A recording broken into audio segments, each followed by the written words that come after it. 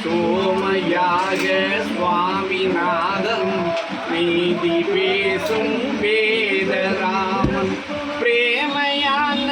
வார்த்தை சொல்லி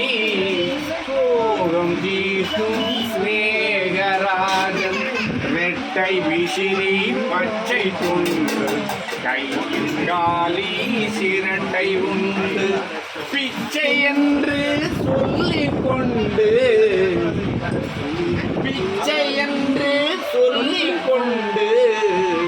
பிணிகள் தீர்க்கும் மாமருந்து உன்னில் என்னில் கடவுள் உண்டு துன்பமற்ற